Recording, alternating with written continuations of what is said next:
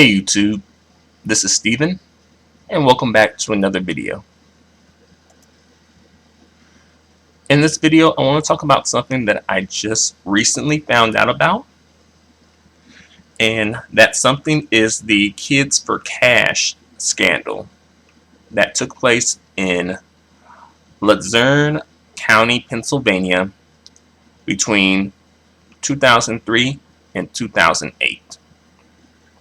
I actually found out about this listening to the radio, and then I Googled it, and I was like, whoa, I never heard of this. I'm going to read an article that explains it, but before I read the article, I'll just give a quick rundown of the Kids for Cash scandal. Basically, there was this judge. I think there were two of them, if I'm not mistaken. The article will clarify that I'm going to read. But these two judges, like one judge owned like a private juvenile detention center or private juvenile detention compound, and the other judge was getting kickbacks. It was a scam where they would kind of like trump up charges and sentence juveniles to more time than they were supposed to serve. And let me read the article. The article's not extremely long. It's about a page worth. So I'll read this article that I found on NBCnews.com, and the title of the article is Pennsylvania Seeks to Close Books on Kids for Cash Scandal, and it's by John Shoup. I think that's how you pronounce his name. And this article was published on August 12, 2015. So yeah, before I begin, I just haven't really heard much about this in the news. I think they kind of kept this on the hush, or either I just wasn't paying attention, but this is my first time hearing about this. All right, let's jump into the article. One of the biggest corruption scandals to hit America's juvenile justice system began unfolding in 2007, when parents of a central Pennsylvania county began to complain that their children had been tossed into for-profit youth centers without a lawyer to represent them. Okay, so right here, like their constitutional rights, the constitutional rights of these kids were violated.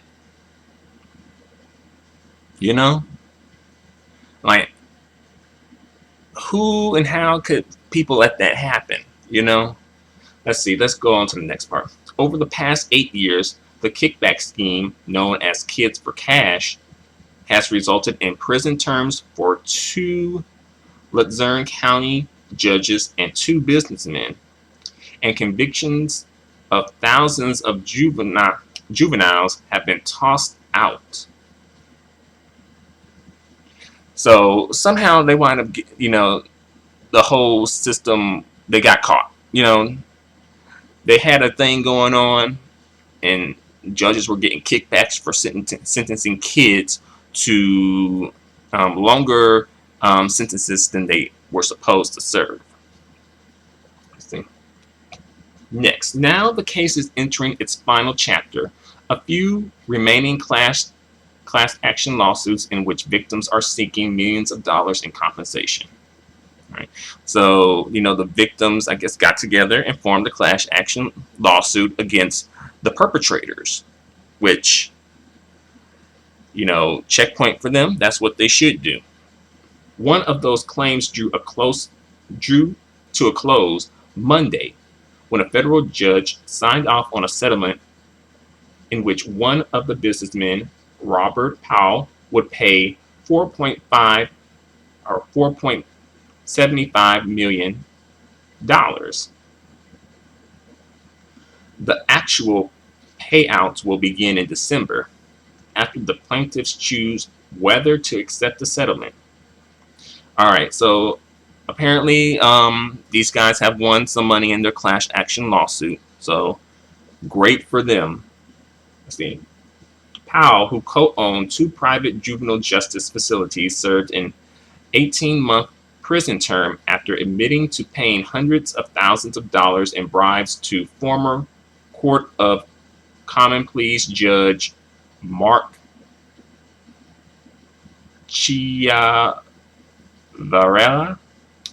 Not sure. I think his name might be Italian. I'm not sure.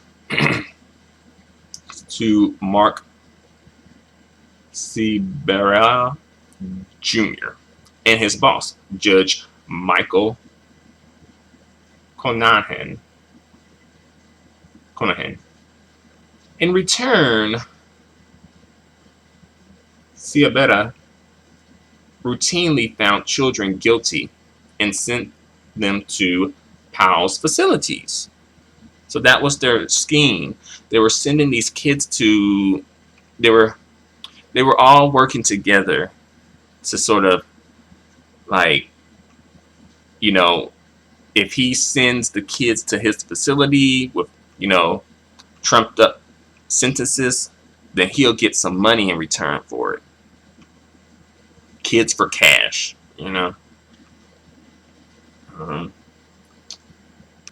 Ciavarella was convicted in 2011 of racketeering and other charges and sentenced to 28 years in prison. So, the guy who was sentencing them, he's going to serve a 28-year prison sentence. And really, I think he kind of got off a little easy, in my opinion. I think, he probably should have had life in prison. I know he is an older fellow, so he probably will end up serving, being in prison until death, possibly. But you never know, though, Let's see. Conahan, a friend of Powell's who oversaw the scam, pleaded guilty to racketeering and was sentenced to more than 17 years behind bars. A fourth conspirator, developer Robert Miracle, pleaded guilty for his part in the plot and was sentenced to a year in prison. The victims and their family have also won millions in judgments from Miracle and Powell's companies. And I noticed that, they're winning these judgments. So I'm thinking they're trying to really just hush this up, really just, okay, pay them out, shut them up, because they don't want any of this, they want to put a close to this as quickly as possible. So they are just probably just letting things, granting them the judges pretty much, or the judgments pretty much. They really don't want to have to, I think, because if it turns into a court battle, then it's probably going to get media coverage, a lot more media coverage. So I think they're just like, pay them, because they don't want to have to deal with the media coverage and people scrutinizing their justice system more and more. Let's see. All that's left to adjudicate now are the two additional class action claims against Ciavarella and Conahan, said Marcia Levick, Deputy Director of Juvenile Law Center, the Pennsylvania nonprofit, the Philadelphia nonprofit that sparked the case when it began investigating questionable juvenile lockups in Luzerne County in 2007. So yeah, I guess this nonprofit here, a nonprofit organization, wind up blowing the lid on this whole operation. Sadly, it had to be a nonprofit organization that probably was private and not associated with the government of any sort that had to blow a lid on this, because it probably wasn't going to be any other government sector, which usually the government is supposed to be in charge of protecting citizens, especially children who are very vulnerable citizens of the United States.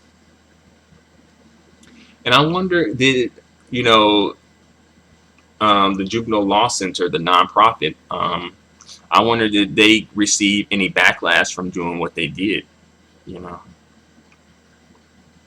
because of limits on the kind of behavior judges can be held civilly liable for, those judgments could be more modest than the existing settlements, she said. So they could be getting, on paper, or at least, you know, people are throwing out these figures, but they might be getting less because I guess there's some loophole in the law where there's limits on the kind of behaviors judges can be held liable for or civilly liable for, which I never knew. That's news to me. So these people, and the children and their parents might not be receiving as much money as it seems. Let's see. Levick said that there are a measure of satisfaction among most of the 2,500 victims and their families. But even after the prison term and millions of dollars in compensation, there is still an uneasy sense of closure. I can imagine that. I can imagine that. Especially, like, the thing is, we don't know the demographic of these children. We don't know. We don't know their class. We don't know their race. We don't know if perhaps gender played a part in it. Class, race, gender. We don't know what, at least they probably have that information, but I don't know if that was released to the public, because I'm wondering, like, it flashed through my mind, like, how many black kids were involved in this, and that's, from my point of view personally, for obvious reasons that popped into my mind, but as well, just other people of color, who are oftentimes more vulnerable to this sort of situation. I did read that I think that Luzerne County is more or less majority white. Last time I checked, I said, like, the census in 2010 said that Luzerne County was like 96% white. So again, I really do want to see the demographics of this case, of this scandal, because if you coming from a county that's more or less 96% white, I would expect for those victims to be majority white victims, just because that would be the people you would be encountering, more or less, So I'm interested to see, demographics of the victims, and also this raises questions where this isn't the only place that this is happening. This is just the place that happened to get caught. This is just a scandal that happened to be, exposed. But what about this is probably happening in a lot more places, as quiet as it's kept. And I think that's probably the reason that they're trying to keep this hush hush. It did make some news, but you notice that, like, for me, I never heard of it until recently. Let's see. And I'm going to read the last part of this article. It's a quote. Let's see. Here we go. Justice has been done as much as it can be done through the legal process, but it's an incomplete reckoning, she said. And this is Ludwig. Marsha Ludwig. She's the one who, the deputy director of the Juvenile Law Center that wind up uncovering and exposing all this. Let's see. So she said, how do you put a price on the kids' constitutional rights? On being removed from their communities and taken from their schools and everything else they suffered? That's a good question. And that's where the article ends. So this situation, I don't know the demographics, as I said, of the kids involved in this situation. However, I know there's a book about this whole situation that was published, and also there's a documentary of this, the Kids for Cash scandal documentary. perhaps you can find out more if you do some reading or do some TV watching. I may end up doing some reading or TV watching. I'm not sure. But I probably should do it. Possibly will, But yeah, it's just like, whoa, like people are really preying on other people, like even kids, like, well, especially kids, because they're easier to prey on, I mean, and again, this raises a lot of questions about how, is this happening in other places, because a lot of people would say, yeah, and it's probably happening with more than just children too, probably happening with adults, um, I hope that the families receive justice and compensation, which it looks like they have. Hopefully they actually get a decent amount of money from that class action lawsuit that they could, do something positive with. And as well, I hope that the people involved in this, they are punished severely for, abusing their authority and the power that they have in doing so on children as well. But it's a terrible case. Well, it's a terrible situation, definitely. And it's just like, you really have to be extremely vigilant,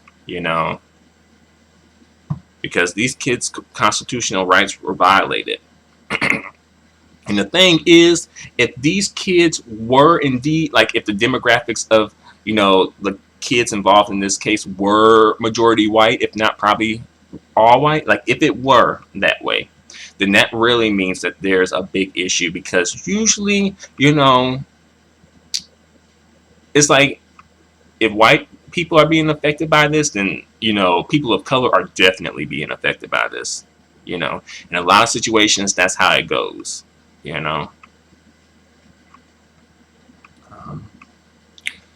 But I said all I have to say for the time being. What do you guys think? Feel free to comment. Feel free to subscribe. Feel free to give me a thumbs up. Your feedback and support are extremely appreciated and extremely valued. Until the next video, adios and goodbye for now.